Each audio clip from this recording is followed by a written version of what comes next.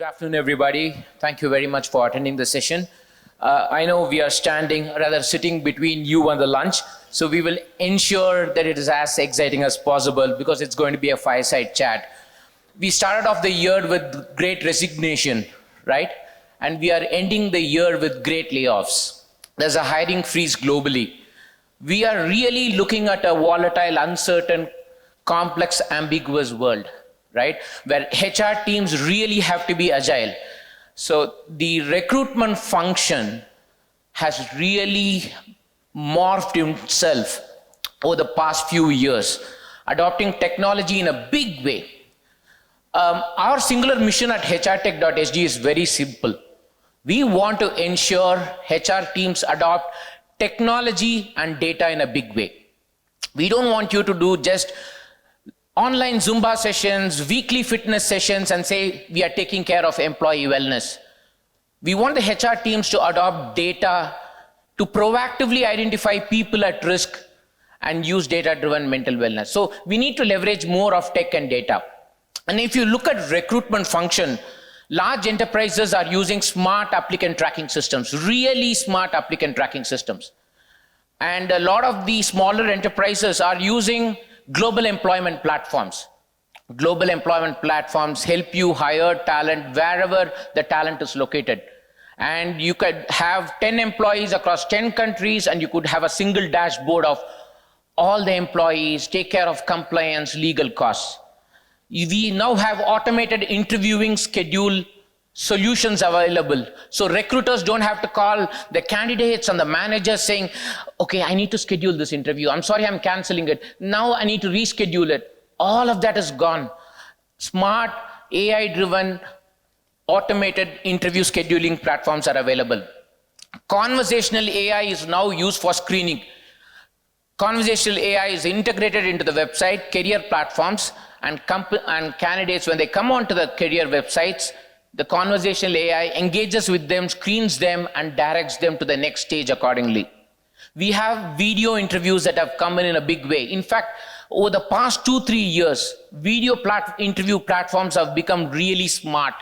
Now AI can generate automated reports based on the video interviews, based on what the words the candidate is saying.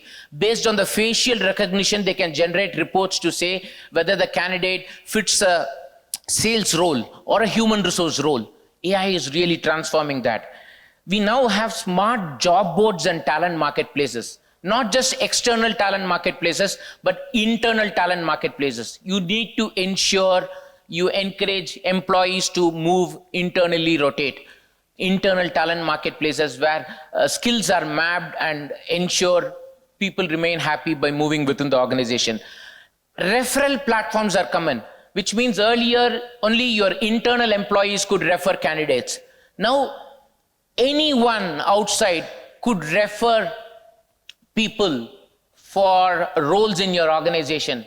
So this has brought down cost substantially for a lot of enterprises because they don't have to use vendors anymore. They are using crowdsourcing, people like us to start referring candidates to them. A lot of exciting things are happening in the world of recruitment tech. And we have two institutions here, UCSI and Worldline, and we have James from UCSI.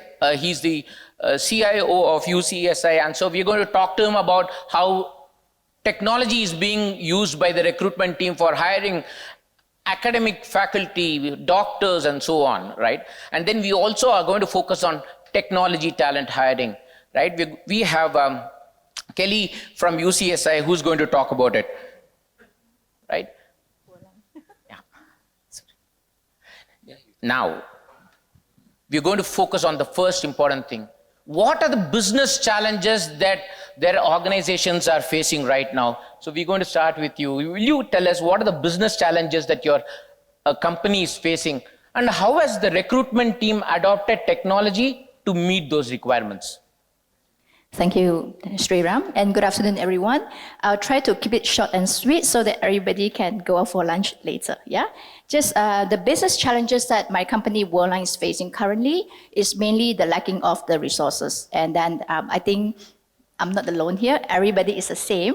Yeah, lacking of resources. And hiring manager wanted to recruit the talents as soon as yesterday. On the other hand, the attrition is coming up. When you are not able to get the resource on time, and this is where you are not able to get a proper handover time. Yeah, so there will be some of the knowledges will be lost during the time of transition period. On the other hand, in terms of how technologies is going to help us in terms of the TA side, so you can see in terms of AI, it is not just a product. It is a thing that HR system, HRIS people will definitely want to procure. Yeah, like for example, a fully digitized end-to-end HR system, from recruitment, from performance management 360 up to employee offboarding. How AI is able to help us nowadays, when you started to put a job description. So job description, they have AI, they are able to identify what would be the challenges if you are posting something which is more towards gender discrimination. So AI will proactively inform you, your job description, there will be something wrong, so can you change it? In terms of the job posting, AI will be also able to tell you, right? Okay, so your advertisement less sexy or less attractive because of maybe you are not putting the right salary skills, salary range, or you are actually lack of something. No location was being put. So this type of AI will proactively notify you. Predictive analytics tool, which is through the Power BI, they are able to help you to put up all the data in order to analyze what is your cost per hire, what is your quality hiring, and so on and so forth. And RPA is something that is also like, for example, chatbot. Yeah, instead of employee asking all of us the same question, chatbot, which is through RPA, they will be able to help you to answer the questions to the employees. So this is all fully automated. Thank you very much. That's really insightful. Leveraging analytics for recruitment is definitely the in thing. James, would you like to talk about the challenges faced by UCSI and how the recruitment team has been supporting them? Yes, I think UCSI primarily, I think a lot of people thought we are an education group, but if said we are not. We have 5 major pillars. We have education, we have the hospital, we have what they call that, hotel, we have consulting, we have property developments. There are others subsidiary actually running different type of business. I think the most what they call it challenge is that HR currently we have basically that is a legacy client server base of HR application that require actually to be upgraded to much more sophisticated online type of based employee self-service, like for example, from the day that your hirings, onboarding process, what they call the talent acquisition, talent trainings, and until the exit, job exit. For example, this is type of the things that the full automation it need to be done. I mean, and we provoke the self-service, employee self-service, where they can update their skill set, do it themselves, and basically that you'll have a talents that what they call that, let's say for example, for other department, they want to have internal hiring, and then they can from the system itself and to filter out the respective candidates. And then another problem basically that is facing is the hiring process take too long due to I think the shortage of job market, especially in healthcare line. Especially right now because of the pandemic, a lot of hotel actually they're sending back all their things, and we actually shortage of these things. And then also that on the academic side, we are shortage of the lecturers. So I think this is all the problem actually is facing, and it need to be streamlined with the technology, the RPA, like we say, the AI. How actually we want to strengthen up so that make the recruitment process become easier. Yep. Thank you very much, James. I would like to pause that to check if there's any questions from the audience for the panelist. Okay. Last opportunity for you to ask the question. Okay, else we'll proceed. One of the key things that's interestingly happening is we were all talking about hiring alumni, hiring people who have quit your organization. They're called boomerangs. They basically join back the organization. An interesting trend that we are seeing in the marketplace is a lot of companies are using alumni engagement software. Recruitment teams are using alumni engagement software to engage with them so that they can be hired back. So the recruitment team has to really come up with such exciting things to ensure you are able to hire the right talent for the organization. So I want to check with both of you, right? Are there any best practices, one or two best practices that you would like to cite for the audience so that their recruitment teams can leverage that? Thank you, Sriram. The best practices that I ever had in the current and previous organization is very much on the video interviewing, because I used to hire a lot for a contact center. Before I joined, we always hire 100 to 200 on monthly basis. When we have this fully digitized HR system that enable us to hire fast, because our time to hire is always 30 to 60 days from sourcing until candidate physically onboarded. And this is where I found that AI helped us a lot. The best practices, one of them is that we are able to integrate a customized software into our ATS system, because not all the ATS are perfect. There are certain things, there are certain dashboard, there are certain technical assessment cannot be done through ATS. So my company that we did is that we integrated into the ATS system, whereby we are using certain AI through machine learning, which is through NLP and the rest. Like video interviewing is also something that we are already in place, whereby we get the candidates to complete the technical assessment, and then through video interviewing, we are able to cut short our time to hire. Yeah, so this is one of the best practices that we have. And during my time, we managed to hire 250 to 350.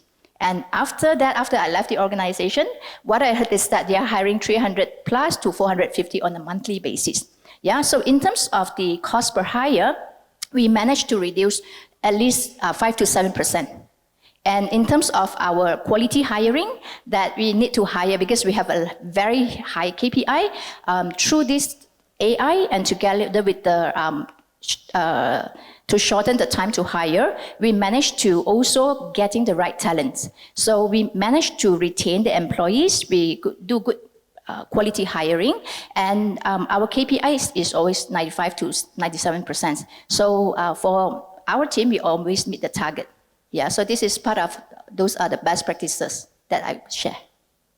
I think we have the advantage because we are university, we are colleges, we have education hub. So basically that we have all our graduate alumni in hands.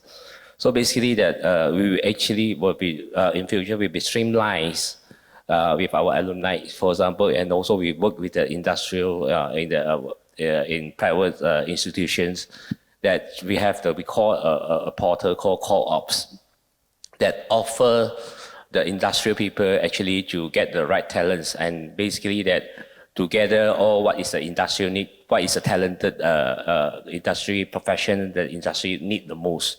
So from all those data, basically we can come out with a courses or syllabus that suit the market and industrial needs. And also the wave of because of the technology thing, the changing, that how actually we can reduce the cost by using the technology. For example, there is one project that I have is in the manufacturing garment factory. By introducing the replacement from the job tickets, the physical job tickets to RFID, basically that it will be because of the real-time Kanban system, and it provokes. It's the productivity of the sewers. Why? Because they can instantly see how much they're earning. Okay, and from the HR and finance side, they're reducing, because they pay daily. So they're reducing the manpower. They allocate 10 people just to pay the wages daily to 2 people because of the automation, and the waiting time is cut short from 1.5 hours to 30 minutes. So you can see in long run, the cost basically is definitely saving because you are reducing 8 manpower. The second thing is the time saving. So I would say technology really bring impact in terms of human resources management, in terms of automation, and you are escalate the jobs to the self-service. This, I think, is the best practices that I would say industry should be practiced now. Thank you, James. Another best practices that I came across, right, is trying to use a predictive analytics tool, because if your company is into technologies, or if you would like to suggest it to the management, just get an external party to help you to customize it, whereby it's a combination of certain like personality tests, certain assessment that you would like to do, or even aptitude tests, trying to do it in a customize it, so that when they combine everything, this will be help you to draw a pattern. Who are the top performers in your certain department, right? Get them as one of the pilot tests. And this is where when you gather enough data, you'll be able to predict the future hiring. So when the candidate is doing certain tests on it or assessment, they will be predictive. They will be being preempt, right, to the recruiter. So the company that I work for, we actually customize it in a traffic light system. Once the candidate has already performed the test, this is where they will give you green light, amber light, and together with red light, because we already done certain tests in the high performer sample test itself, and this is where the system will be able to recommend to you. So whether this talent is good to hire, green light is good to hire, amber meaning to say probably there are certain things that you would like to identify or you need to find out during your interview time. And then red light means to say there's something that is give you some alert. Yeah, so these are something that you can look into, because a lot of job portals will also provide you such predictive analytics to give you some kind of idea how this candidate looks like, whether he or she able to fit into your culture. Over to you. I would like to add one thing. I think because of the internet things, that everything is, we are actually living today in the cyber world. Both so through the HR portal that actually we can provoke, like, so educated education to our staff, for example, that how actually we prevent the ransomware, for example, the virus email attachment. This basically can do it quarterly, that we will be sending out the assessment. Everyone is, maybe you can set 5% KPI. You have to be answer all the cyber security questions. So in order to protect the organization from external malware, Trojan horse, viruses, ransomware, I believe that this is through the automation of the HR, rather than you one by one, you actually sending them paper to ask them to read. Yeah. Thank you very much. So the recruitment team, as we have seen, faces three problems: cost of hiring, quality of hiring, time to hire.